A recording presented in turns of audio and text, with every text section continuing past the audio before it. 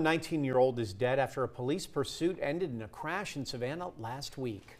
Investigators say a driver was fleeing from deputies when they got into the crash at the intersection of Capitol Street and Pennsylvania Avenue. WSCV's Nakaya Harris spoke with his family about who he was and the loss that they're facing now.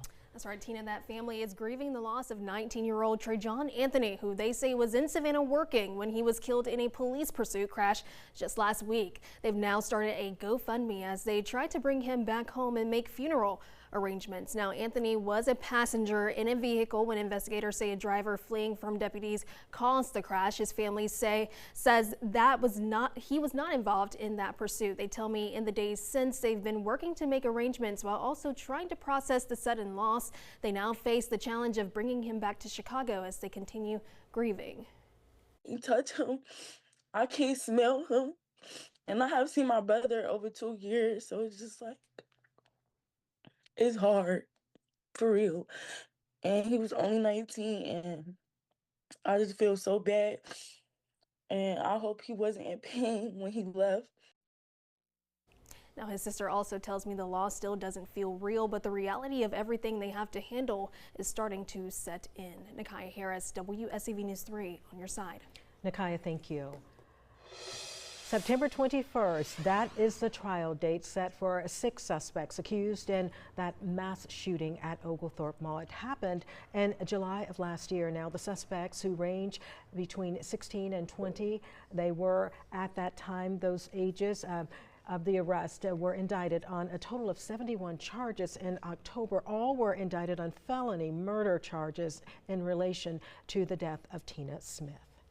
A wildfire in Brantley County now covering more than 22,000 acres. It's about 32% contained. Officials say crews spent much of today working to put out hot spots just like the one you see in the video right there. These smoldering embers, sometimes hidden though underground, can actually reignite the wildfire in areas where it had previously been put out. Crews are also working to remove trees that pose a hazard to roadways, homes, and containment lines. Firefighters from across the region are putting in extra hours to battle the wildfire in Brantley County while still responding to calls here at home. Effingham County Fire Department responded to one fire last week that almost destroyed a local farm. Richard Coward, co-owner of Bootleg Farm, says flames burned through his front yard on Friday, only 3 acres from his barn with more than 100 goats. He says without Effingham County's swift response, their livelihood could have gone up in flames. That fire was only one of more than a dozen fires Effingham County responded to last week while helping in Brantley County during their time off. Our fire rescue, those men and women are spread thin, so you know everybody needs to do their part. Don't thump a cigarette out your window. You know, be careful if you got loads you're towing back and forth on the road, because they're working 24/7. The cause of the fire at Bootleg Farm is still under investigation. Officials urge people to continue to follow the rules of the burn ban. Savannah police also asking for help identifying this man. He's wanted in connection to an aggravated assault. Investigators say on April 27th, he attacked a man in the 600 block of Waters Avenue. Now, if you recognize him or have any information about the crime, you're asked to call Crime Stoppers at 912-234-2020. And Savannah Police Department working to gain new accreditation. It's something they say will ultimately affect you and how public safety is enforced. WSV's Tyler Nicole has more. The gold standard of policing. That's how officials describe the CALEA accreditation, something Savannah's police department is now working towards achieving. CALEA, also known as the Commission on Accreditation for Law Enforcement Agencies. SPD was accredited in 2018 but lost it after splitting with Chatham County Police and becoming their own separate police force. The accreditation covers all aspects of policing, from administrative and investigative duties all the way to patrol and arrest. I call a CALEA certified department, they have their PhD in policing.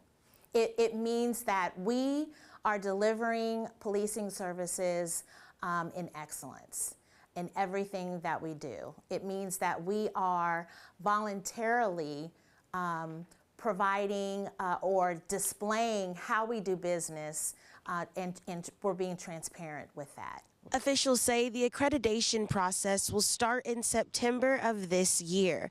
They expect to have their first assessment done in September of 2027. Reporting in Savannah, Tyler Nicole, WSAV News 3, on your side. Scammers these days are getting more creative, and the Chatham County Police Department is warning everyone to be aware. WSAV's Isley Herschel is joining us with what they've seen and what you can do to protect yourself. Tina, that's right. The Chatham County Police Department says they saw somebody physically come to the door of a victim and take their money from them, claiming to be from their bank. Jeff Hadley with the Chatham County Policing Department says the victim was contacted by someone saying their bank account was compromised and they needed to move their money onto gift cards. He says someone claiming to be a courier with the bank went to the victim's house and collected those gift cards. The victim lost thousands of dollars, and because of scams like these, Chief Hadley says if you get a call like this, taking a moment to pause before doing anything is important.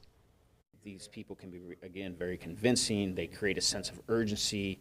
They keep you on the phone, and they can even become somewhat aggressive when you start asking questions or push back, creating that sense of urgency that this needs to happen right now because you're going to lose all your money. Chief Hadley stressed that if you get a call or a text from what you think is your bank, stop, take a breath, check with your bank by calling their verified number back to see if this is real, and protect any of your personal and financial information, as this is something banks will never ask of you. Isley Herschel, WSAV News 3, on your side. Isley, thank you.